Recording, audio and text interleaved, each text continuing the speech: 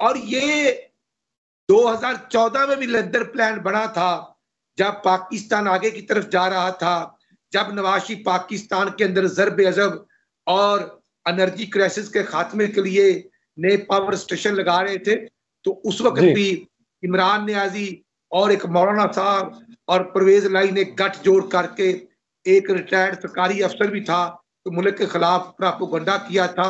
अल्हम्दुलिल्लाह मैं समझता हूँ कि ये पाकिस्तान मजबूत है।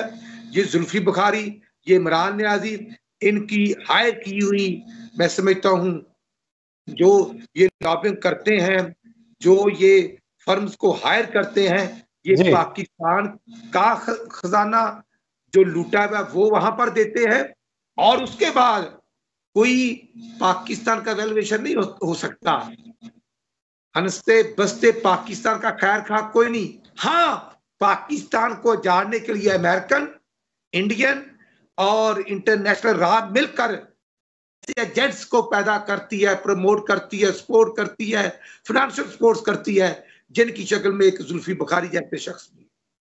ठीक हो गया राना साहब, अभी आपने जिक्र किया कि इस मुल्क का जो पैसा लूट के जो जुल्फी बुखारी इस वक्त जिस तरह के इकदाम कर रहे हैं, तो सर अगर इसने इस मुल्क का पैसा लूटा था तो फिर मुल्क से बाहर कैसे चला गया? सर आपकी हुकूमत थी 16 माह की भी, और अभी भी आपकी हुकूमत है।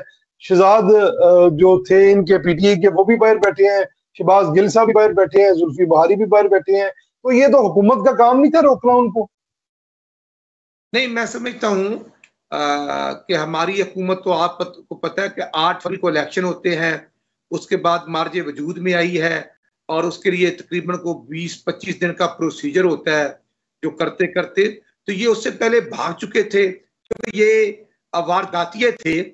ये एक अली बाबा 40 चोरों का टोला है, जिसका सरगना इमरान नियाजी है, और ये टोला बाहर से आया था। ये जुल्फी बुखारी, ये शहबाज गिल की शक्ल में, और फिर मोइज यूसुफ की शक्ल में, शहजाद अकबर की शक्ल में, तो ये भाग गए। इनका अवाम